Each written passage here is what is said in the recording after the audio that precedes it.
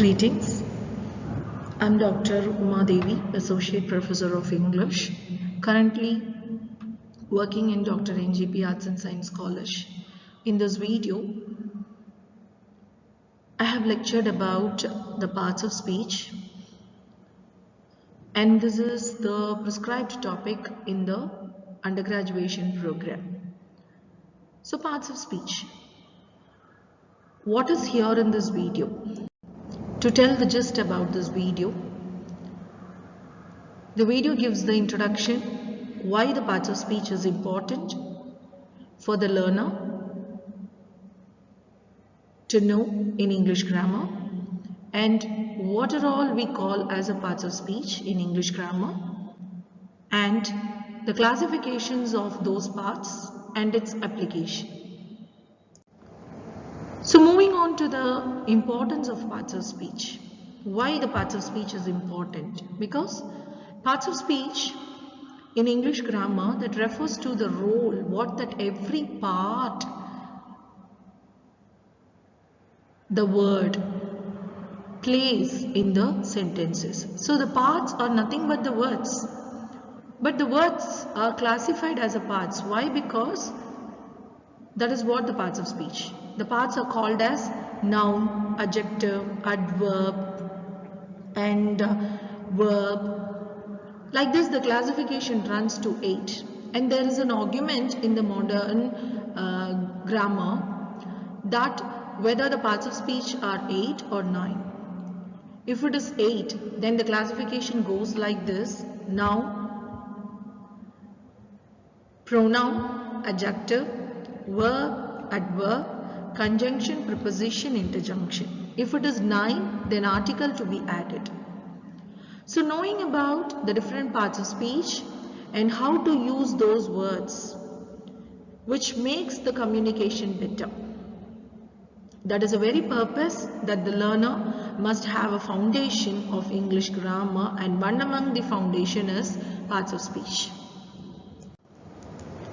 So while talking about the parts of speech, the first comes as noun. So what is noun? We all know that the noun is nothing but naming of anything. It can be a person, place, concept or object or anything. So noun falls under different categories.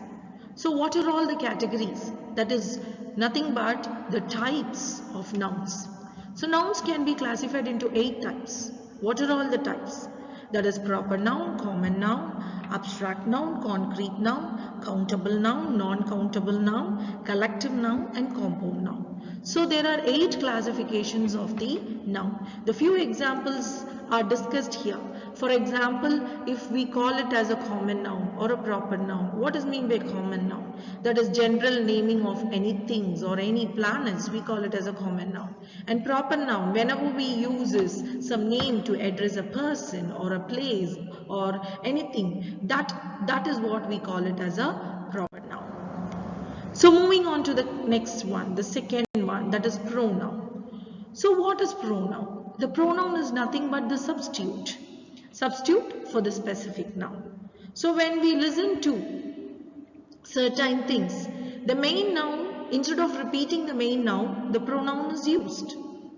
So the pronoun also has a different number of categories.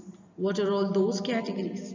That is subject pronoun, object pronoun, possessive pronoun, reflexive pronoun, intensive pronoun, relative pronoun, demonstrative pronoun and interrogative pronoun.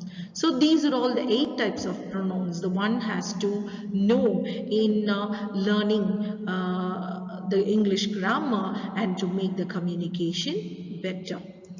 And the third type is adjective.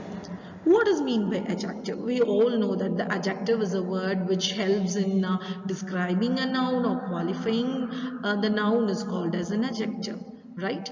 So adjectives are much important in language, which if used in the language means then the learner shows that he is having a good command over the language, right?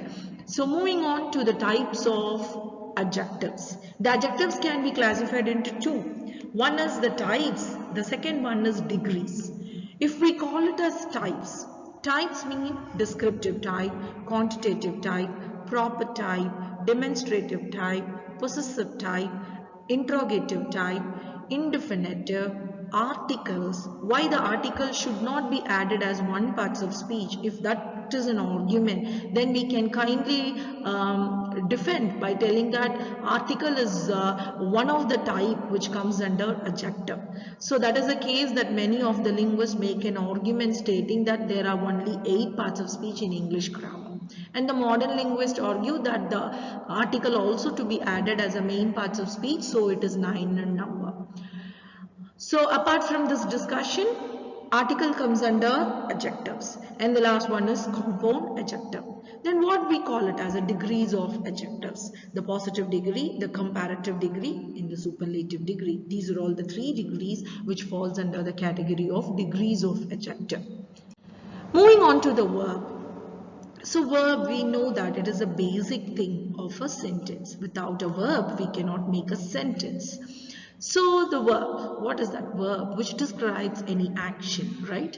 So the verbs which states the mood, emotions, and it is mandatory to use the verb in constructing the sentences. And what are all the types we do have in the verbs? If we call it as a types, then there are 6 types. And if we call the forms of a verb, the forms of the verb is also 6. So what are all the types? Finite, non-finite. Action, linking. Auxiliary, modal. These are all the 6 types of verb. And what are all the forms? The forms are basic form. The second one is infinite. When we call it as infinite, right, then which comes under the category non-finite type. So infinite, past participle, present participle, and gerund. All these 3 comes under the non-finite verbs.